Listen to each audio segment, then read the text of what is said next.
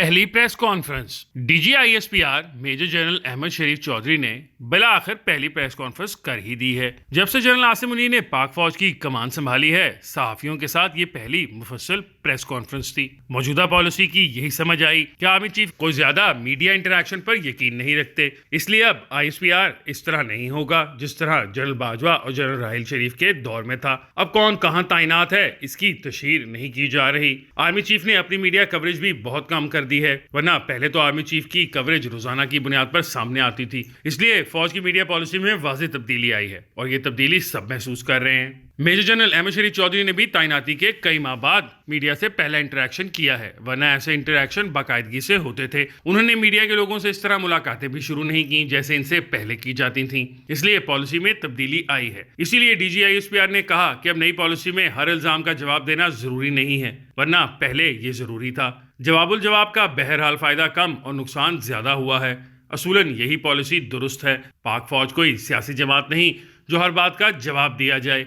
ISPR को सिर्फ जरूरत के तहत अपनी बात करनी चाहिए। इस तनाजुर में DGISPR की प्रेस कॉन्फ्रेंस काफी अहम थी। पहला सवाल तो यही जहन में है कि ये प्रेस कॉन्फ्रेंस क्यों की गई, इस प्रेस कॉन्फ्रेंस की क्या जरूरत थी। मैं समझता हूं कि कश्मीर के हवाले से जो तनाज़ा पैदा करने की कोशिश की गई, इसमें यह पैगाम कि पाक फौज कश्मीर को भारत का टूटा नहीं समझती वाजे करने की जरूरत थी। इस ज़मन में जनरल बाजवा की कुछ मुबैना गुफ्तगू ने इबहम पैदा कर दिया था। इसी तरह कि हम भारत की हर जारियत का जवाब देने के लिए तैयार हैं। पाक फौज का ये मौक़िफ़ वैसे तो सबको इल्म है, लेकिन गैर जरूरी इबहम जरूर सामने आया। इसकी वजाहत जरूरी थी। इसलिए मैं समझता हूँ प्रेस कॉन्फ्रेंस की बुनियादी जरूरत यही थी। बाकी बातें तो फिर हो ही गई। मुल्क में दहशतगर्दी के हवाले से नई आर्मी चीफ की पॉलिसी की वजाहत भी जरूरी थी। आर्मी चीफ इससे पहले पार्लियामान को ब्रीफिंग दे चुके थे। नेशनल सिक्योरिटी कमेटी का इजलास भी हो चुका था, लेकिन नई पॉलिसी के हवाले से मीडिया को कोई ब्रीफिंग नहीं दी गई थी, इसलिए तशनगी मौजूद थी। जराए से खबरें तो मीडिया में आई थीं, लेकिन पाक फौज की जानिब से बाकायदा कोई ब्रीफिंग नहीं की गई थी। इसलिए पहली प्रेस कॉन्फ्रेंस इस तनाजुर में भी अहम थी। TTP से बातचीत नहीं होगी का ऐलान भी अहमियत का हामिल है, वरना पहले बातचीत की पॉलिसी थी। मीडिया आए और सियासी सवालात ना करे, ये कैसे मुमकिन है। पाक फौज गैर सियासी होने का जितना मर्जी ऐलान कर दे, हम सहाफ़ीन से सियासी सवाल करने से बाज नहीं रह सकते। अगर सियासी सवालों का जवाब ना दिया जाए तो भी खबर है, और अगर दिया जाए तो भी खबर। अब हुकूमत से ताल्लुकात का सवाल ही देख लें, और अगर कहा जाए कि साथ हैं तो भी खबर है। इसी तरह पाक फौज के सीनियर अफसरान की जानिब से चीफ जस्टिस को ब्रीफिंग का सवाल भी ऐसा ही था, लेकिन मेजर जनरल अहमद शरीफ ने दोनों सवालों के उम्दा जवाब दिए हैं कि खबर नहीं बन सकी है। इंतखाबात पर पाक फौज की दस्तयाबी का मामला भी काफी सियासी रंग इख्तियार कर चुका है। इसके जवाब के भी कई सियासी पहलू निकल सकते हैं, लेकिन जवाब से सियासी पहलू नहीं निकल सका, वरना पहले ऐसे जवाब दिए जाते थे कि सियासी पहलू निकल सकें, जैसे तब्दीली का साल है। बहरहाल DGISPR ने सोशल मीडिया पर पाक फौज और इनके अफसरान के खिलाफ मुहिम पर शदीद तहफ़्फ़ुज़ात का इजहार किया है। उन्होंने ज़िमन में कानूनी कार्रवाई की भी हिमायत की है।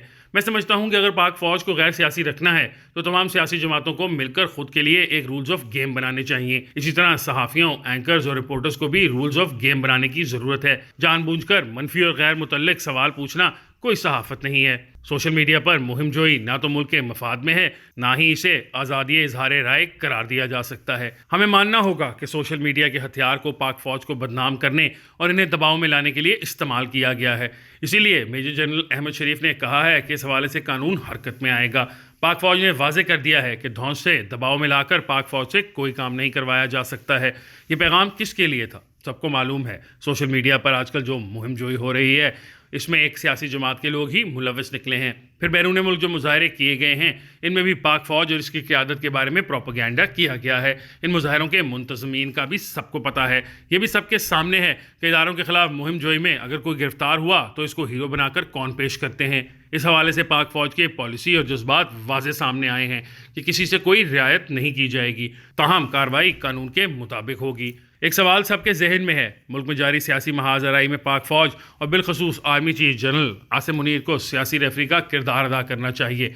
लेकिन इस प्रेस कॉन्फ्रेंस से यह भी वाज़े हो गया है कि फिलहाल पाक फौज का सियासी रेफरी बनने का कोई इरादा नहीं। वो सियासी जमातों को एक मेज पर बिठाने के लिए कोई किरदार अदा करने के मूड में नहीं है, इसलिए इस काम के लिए इनकी तरफ ना देखा जाए। सियासतदान खुद ही ये काम करें, फौज की तरफ ना देखें। इस काम ने वैसे तो माजी में भी फौज को कोई नेकनामी नहीं दी है, इसलिए इससे दूर रहना ही बेहतर है।